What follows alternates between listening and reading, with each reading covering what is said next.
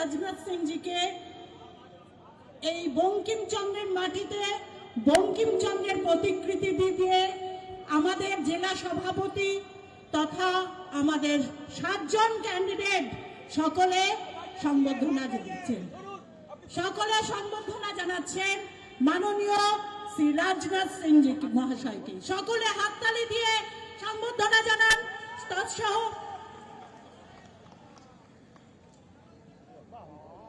बोलिए भारत माता की, भारत माता की। भारतीय जनता पार्टी वेस्ट बंगाल के president Shri Shramik ji Bhattacharya, very dynamic president of the Bharatiya Janata Party, Shri Haridaman Dey, Amdanga assembly candidate और बीजपुर असेंबली कैंडिडेट श्री सुदीप्ता दास और Naihati assembly candidate Shri Sumitra Chatterjee, Shri Pawan Kumar Singh Bhatpara assembly candidate, doctor Rajesh Kumar Jagaddal assembly candidate और Shri Arjun Singh Noapara assembly candidate, Kaustav Bagchi Barrackpore assembly candidate और इस सभा में मौजूद मेरे सभी सम्मानित बहनों एवं भाइयों, जो आपके अंदर मैं जुनून देख रहा हूं, आपके अंदर जो मैं उत्साह देख रहा हूं, उससे मैं इस नतीजे पर पहुंचता हूं कि अब इस वेस्ट बंगाल की जनता ने मत बना लिया है कि टीएमसी जाएगी और बीजेपी आएगी। मेरे बहनों भाइयों, सबसे पहले सवार आगे आमी बांग्लार माही के एवं बांग्लार मानुष के अमर प्रणाम जानाई। और बहनों भाइयों, मैं कह सका हूं आपका यह उत्साह देखकर बहुत हुआ जोड़ा घास फूल बंगाल मांगे कमल का फूल। बैरकपुर की वह भूमि है जहां 1857 में आजादी की पहली चिनगारी मेरे बहनों भाइयों भड़की थी, जहां मां भारत के वीर सपूत मंगल पांडे ने अंग्रेजी हुकूमत के खिलाफ यहीं से बिगुल भगाया था। यह धरती साहस की धरती है, यह धरती स्वाभिमान की धरती है और यह बंगाल की धरती बलिदान की धरती है। आज हम सभी उसी विरासत को आगे बढ़ाने के लिए यहां पर इतनी बड़ी संख्या में यहां पर मौजूद हुए हैं। और मैं कहना चाहूंगा कि अब यह पक्का हो गया है कि तृणमूल कांग्रेस के अन्याय का अंत होने वाला है और भारतीय जनता पार्टी की यहां सरकार आने वाली है। भारतीय जनता पार्टी की सरकार आने के बाद मेरे बहनों भाइयों, हम यह सशक्त बंगाल बनाएंगे, हम विकसित बंगाल बनाएंगे। यह भारतीय जनता पार्टी का संकल्प है। और आज 20 बंगाल की धरती पर जब भी मैं आता हूं बहनों भाइयों, सच्चाई की बात है कि मैं अपने को बहुत ही गौरवान्वित महसूस करता हूं। बंगाल की धरती से निकले वंदे मातरम ने मेरे बहनों भाइयों ब्रिटिश हुकूमत से लड़ने की प्रेरणा केवल बंगाल के लोगों को ही नहीं दी थी, बल्कि पूरे हिंदुस्तान के नौजवानों को यह प्रेरणा दी थी। देश के लिए अपना जीवन देने का लोगों के अंदर यह साहस दिया था। जहां तक बंकिम बाबू का प्रश्न है, आप सभी बंकिम बाबू के बारे में अच्छी तरह जानते हैं। बंकिम बाबू के गीत ने अंग्रेजों द्वारा दी गई पीड़ा, अंग्रेजों द्वारा किया गया अपमान और अन्याय, इन सब के खिलाफ बंगाल वासियों को ही नहीं बल्कि हिंदुस्तान के लोगों को लड़ने का एक जुनून दिया था, लड़ने का एक साहस दिया था, संघर्ष करने की ऊर्जा दी थी। वंदे मातरम वह गीत था जिसने पूरे राष्ट्र में एक नई चेतना पैदा की थी। युवा क्रांतिकारियों के हृदय में आग भर देने का काम यदि किसी एक गीत ने किया था तो बंकिम बाबू के वंदे मातरम ने किया था। मेरे बहनों भाइयों, जिसने भारत माता को जीवन, पवित्र और एक देवी स्वरूप में हमारे सामने खड़ा किया था। जब एक सभ्यता अपनी शक्ति को मेरे बहनों भाइयों भूलने लगती है तो उसे उसकी शक्ति का स्मरण कराना पड़ता है। उसे उसकी क्षमता की याद दिलानी पड़ती है और उसे उसके सामर्थ्य का भी स्मरण कराना पड़ता है। ब्रिटिश शासन के दौरान भारत के लोग भारत की महानता को भूलते जा रहे थे।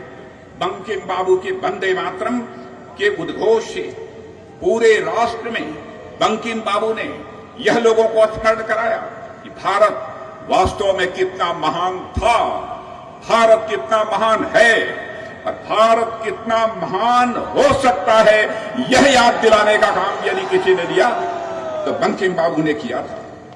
मेरे बहनों भाइयों, जब भी समाज में बिखराव होता है तो जोड़ने के लिए एक शेयर्ड इमोशन यानी एक साझी भावना की आवश्यकता होती है और बंकिम बाबू ने भारतवासियों को वही एक शेयर्ड इमोशन यानी एक साझी भावना लोगों के अंदर पैदा करने का काम किया था।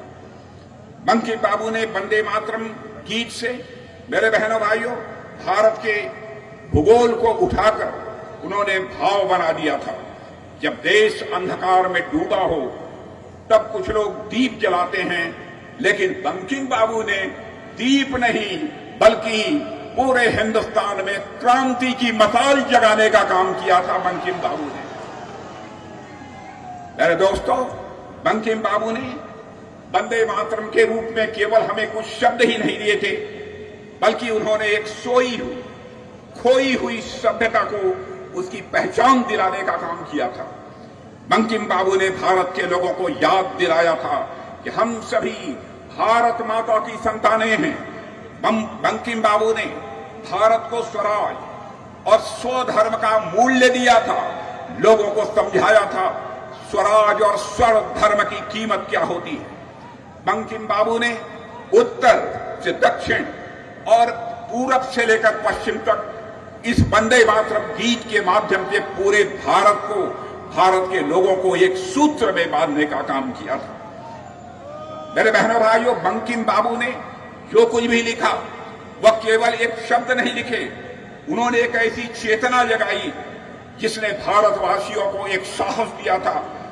मरना मंजूर है लेकिन झुकना मंजूर नहीं है, यह भारतवासियों को प्रेरणा वंदे मातरम से मिली थी। फांसी पर लटकते समय याद दिलाना चाहता हूं बंगाल वासियों को, मेरे बहनों भाइयों, फांसी पर लटकते समय क्रांतिकारी सूर्य सेन के होठों पर यदि कोई गीत रहा तो बंकिम बाबू ने जिस गीत वंदे मातरम को बनाया था, बहनों भाइयों, वही वंदे मातरम ही था। उस समय सूर्य सेन क्रांतिकारी की जुबान पर, खुदीराम बोस की जुबान पर भी यदि कोई गीत था तो मेरे बहनों भाइयों, यही वंदे मातरम का गीत था।